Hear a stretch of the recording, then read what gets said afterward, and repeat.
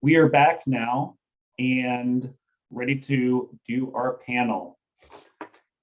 So I am going to, hold on just a moment. So we are going to welcome 4 of our panel, of our ALMA 2021 workshop participants back up to the stage. And they're going to have a discussion about the ALMA experience and the idea of bringing artists into planning and leading community engagement in planning in particular. So let me welcome Daviorr Snipes from the Alliance Theater, Jacquelyn Pritz, DanceATL and Arts at Emory, Victoria Walsh, Perkins+Will, and Mayor Lynn Deutsch, Mayor of the City of Dunwoody. If you want to make sure your cameras are on and your mics are unmuted, we will let you all begin here. And yeah, Josh. So we'll take it from here, my friend. So, you stole our thunder. You kind of kicked off the introduction. So thanks so much. So I guess like to the team, I guess we'll just put out there from the top that we're just going to have a conversation about this. And these will be perspectives just from our personal opinions, not representative of our team members or anything like that, but just like how our own heads are just kind of percolating after this entire experience. So we'll be trying to, our best to use I statements reflecting on just our own individual perspectives on this. So I guess like first thing to kind of go around for the group that I would just love to hear is just why the involvement in this? Like, what was something that got you personally wanting to be a part of this project with all the things we have going on? What was it about this project that made you say yes? Okay, this is Mayor Deutch, or Lynn is fine. And I saw this in an ARC newsletter and I was like, I should do this. At the beginning of 21 or the end of 20, because COVID has erased time as a meaningful factor, I appointed Dunwoody's first art commission. I was elected mayor and started my term in January of 2020. And, COVID made us change our path a little bit, but I was determined, as was our council, to keep moving forward with what and why the community elected me, which is to move Dunwoody forward. And public art is a big part of that. And so I saw this as an opportunity to learn, which is way beyond my expectations, what I've gotten out of this, out of ALMA. But that's why I'm here. My commute by chance during the pandemic is a way to help restaurants. We expanded outdoor dining, and then we provided picnic tables. And then we solicited community organizations and neighborhoods to paint the picnic tables. It's called the Picnic Table Project. We actually won an award for it. But essentially, we created our first city's public art, because each table to me is a piece of art, is response to the pandemic and to help small businesses. So it's kind of a lemonade out of the lemons that the pandemic gave us. So Daviorr, I'll go next. So I am a board member at Freedom Park Conservancy, and I lead the arts committee, and I'm new to this.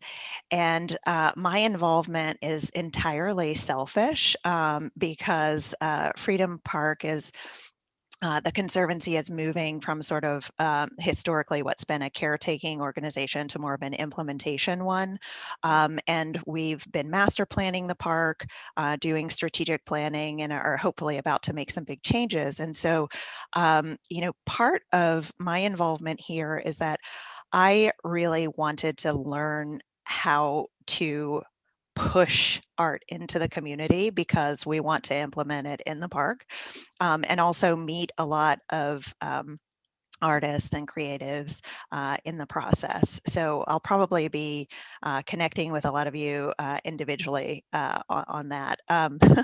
But one of the things that's been really interesting that I've learned in the process is that it's not as formulaic as I thought it would be. Nothing is as formulaic as I think and easy as you would like. It's a messy process, and in a way, kind of learning that from this process and you all has been good for me because it's kind of it's allowing me to accept that moving forward, knowing what I'm getting into moving forward. So. This is Jacky. So I'm a practicing artist, dance artist and choreographer. I heard about this opportunity from our friend Ellie Sushia, who I think is on this meeting. And so as a practicing artist, past couple of years, I've been asking myself, how can I impact the community beyond the stage? As well as impacting new audiences. So it's not always my friends coming to the show. How can I bring the art to the people in a way? So I was just really interested in this program from that, and just seeing so many of my colleagues that I look up to who have participated in the past have heard so many positive things. And just to learn more about what creative placemaking is, and knowing that my art does make an impact on people. And I also wanted to network and meet other artists. Yeah, Jacky, I'm right there with you. It's totally, because I'm an actor first and foremost, even though I work also like in the office side with the Alliance Theater. But it's always kind of like, how can we break through that barrier of the civil sector and the art sector, like being these two entities that just can't work together? And it's like, how can we work together? So exactly to what you said, to make the arts more foundational just to the community overall, and just kind of looking at ways where I can kind of steal ideas, make the connections here to kind of see how can we bridge that gap? Because that always seems to be the thing that we always are told, or always hear, that's the great divide. And kind of like, if we can crack that code, then that's what we can do to kind of truly have arts be like seen across the board as like as a necessary art form, like for all community in all different aspects. So heard on that team. Mayor Deutch, you talked about like having like starting the first public art commission. So like, and all of us, like regarding to that, like in our respective fields, like Mayor, what was like your pushback on that? Because, we had that question earlier with our team, and just like, hey, when you bring something like this to the public, what's going to be their response? So when you presented that, was that something that was a boost for you, or was that something you had to fight for? So that's a really good question. And keep in mind, we haven't done any installations outside of the picnic tables, which weren't really part of that public art commission project. So doing things during the pandemic is very different than I think they would have been without the pandemic. A lot happened maybe without people noticing, but I put out a call for people that were interested. And the one requirement was that you had to be a Dunwoody resident. And it just so happened that I have managed to find really talented artists and professionals who work with artists within our community. And I think the pushback comes not so much with the appointment of the art commission, but once they start to do installations, for example. So I don't really know. Dunwoody is at a precipice, I guess, where we're only a 12-year-old city, but we have to move forward or we're gonna lose momentum in public art. Is when they talked about with the Tucker Project is really a big part of what communities that are revitalizing or energizing have. And my position as mayor is that I'm going to do what I think is right for the community, and if there are a handful of people that don't like it, I just hope they'll come along at the end. And that happens a lot. One of the interesting things about any kind of public project is you have naysayers at the beginning, and then later when it's done, so many of those people will reach out to you and say, hey, I've had people say to me, because I was on council for 8 years before this, I was wrong to oppose that. And, or I thought it was going to be a disaster, and wow, it wasn't. And I think it's really important to remember that the loudest voice in a room is not the only voice in a room. Yeah. And that's really important. Yeah. Shout out Jackie on snaps on that. Shout out. Yeah. Yeah. Awesome. Thanks for that, Mayor. Mhm. Victoria, you kind of hit on it earlier, and I just want to put it to the panel now to kind of just, so we know why we wanted to be a part of it, but what was the actual experience of working in the cross-sector group? Like what were the benefits and just like the challenges of it? But if we want to start like with the benefits, please feel free. Sure, I'll start. Well, I think that the obvious benefit is that it opens your eyes to other ways of thinking and doing things. And so, like Lynn said, it's not always the loudest voice in the room. And I think that, it's not necessarily a function of volume.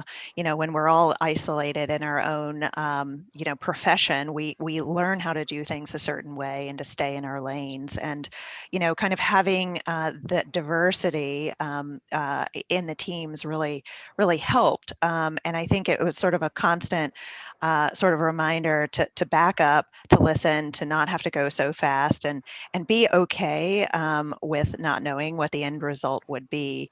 It kind of, I think I shared this with Josh at one point. It reminded me of an experience I had going through school that, I have an undergrad degree in architecture, and then a few years later, I went back for a master's degree, and I thought, okay, going back for the master's degree, I've already got this foundation. I know how to do this. I know how to be this architect. And I went in my first review, and I did things a certain way, the way that I'd been trained and the way I'd been doing them for a few years. And in my first pinup, my instructor said, okay, that's great. Never, ever, ever do that again. Like, throw it out. I never want to see you do a project like that again.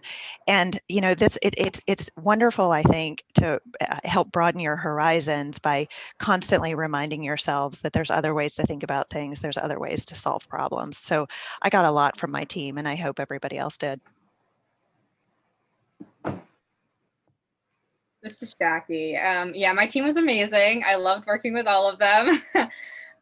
It was great having so many people of different backgrounds. I think we really avoided hive mind because we all came from different, perspectives. And despite that, though, we also were able to continue going back to the thing we all agreed on, which was dignity for the bus riders. So it was fun to play around with like digging deeper and then going backwards a lot. Like, okay, we got to this point. How did we get to that point? Okay, now how did we go to that point? So I felt like there's a lot of collaboration and then knowledge that they shared that I wasn't aware of. Like Hank taught me what a kit of parts was. So that was just really neat. And Daviorr, can I say something? So when I was called for this project, I was sponsored by, of course, ALMA, but also Sylvia Jackson and also David Mano. They've been my mentors since I was a child, to be quite honest. They have seen me grow and progress as an artist, as a communicator, as a bilingual advisor. But this is the first time I felt through my entire career as a bilingual communicator with 20 years of experience, where I felt that I fit, that everybody embraced me regardless of my accent, regardless of my Asian look, regardless of my Maya and Aztec, logo in my whole face. That for me is so valuable, and it tells me that our communities are really progressing.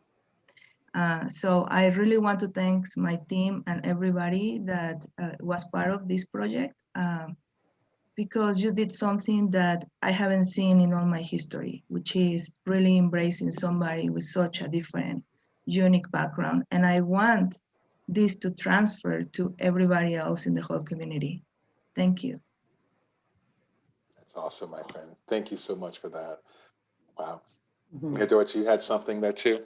Wow. That was very powerful. So one of the things that this ALMA taught me very quickly, and I have mentioned to Josh that I think there's a lot of lessons from my experience in this.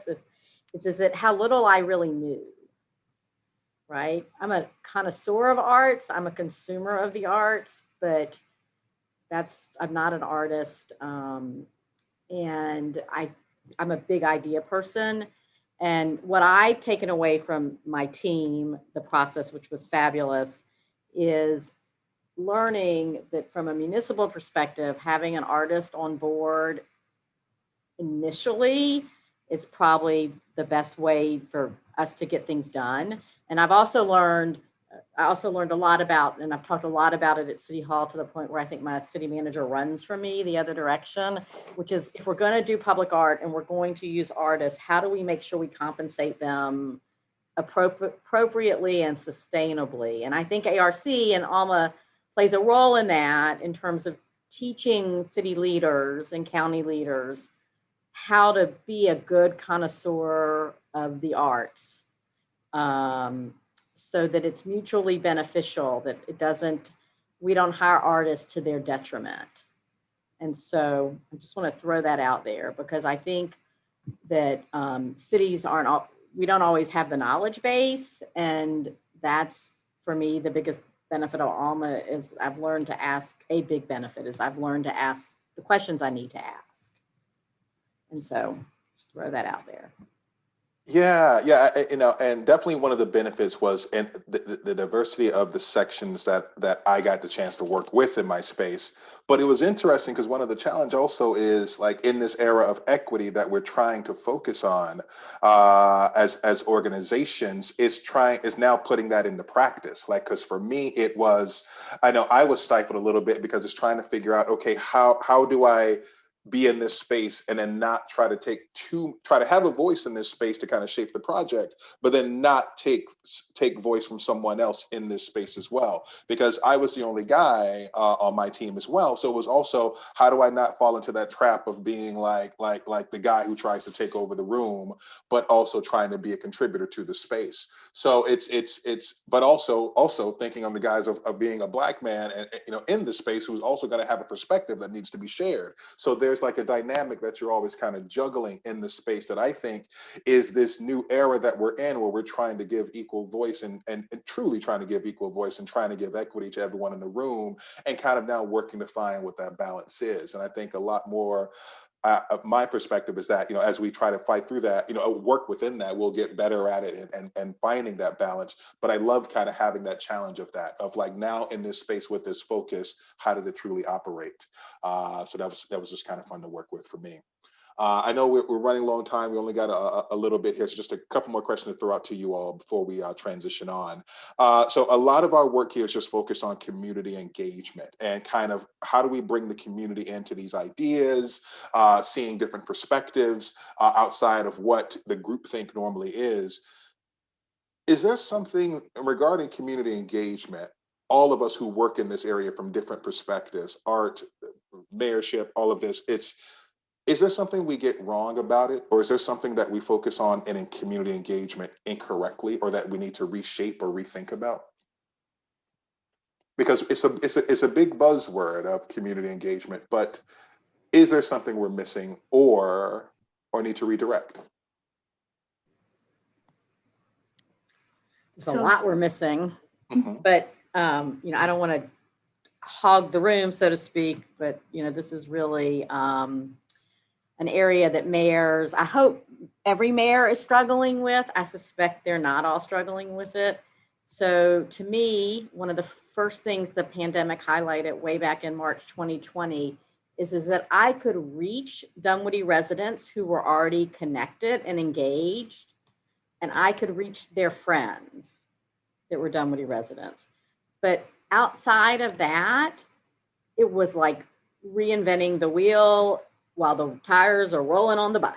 I mean, it was, and so as we leave this public health crisis, I think defining community engagement and coming up with a plan to do it well. How do you engage the communities that aren't connected? How do you reach out to portions of your communities that are underserved, that don't trust this government.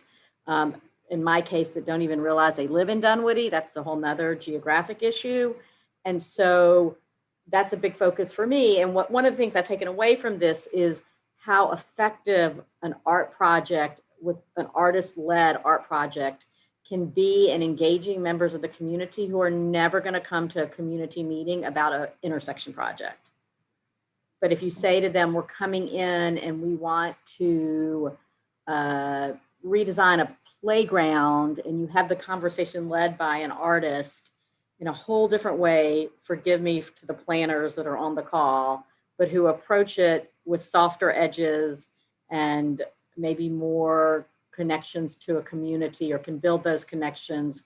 Perhaps this is, to me, I see a real potential of taking what I've learned in this class and figuring out a path to reaching those communities. So, but community engagement is, it may be the buzzword, but it's clearly something that every community could do a much better job on. And I think it's important, Lynn, to just point to the fact that it's not something that you figure out once. No. It's different every single time. And so that's what makes it a creative process. Mhm. And it's also something that, you know, we can only do the best we can. And we need to be empathetic, and we need to listen. And we also need to just be prepared for the fact that even with all of our best intentions, we unfortunately might disappoint some people. So the idea would be to minimize that disappointment and try to make sure that we're being responsive to as many people as we possibly can. I think, oh, go ahead. I was going to say, Jackie, from the artist perspective, did Yeah. you have anything on that as well? Just in case, just to give you the space for that. Sure, thank you.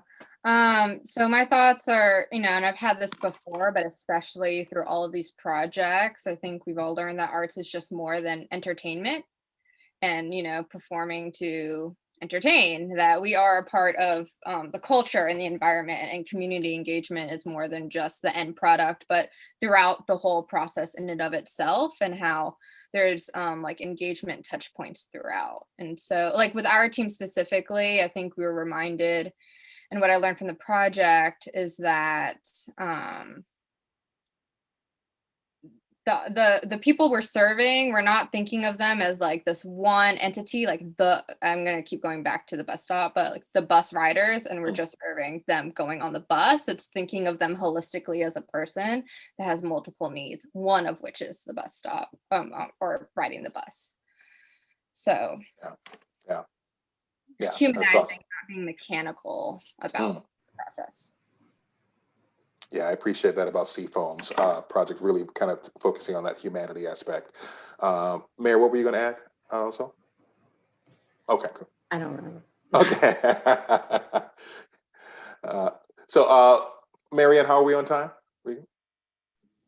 Yes, you absolutely are on time. Cool. Maybe have one or two more minutes, but I guess it looks like some of the jury is back with us.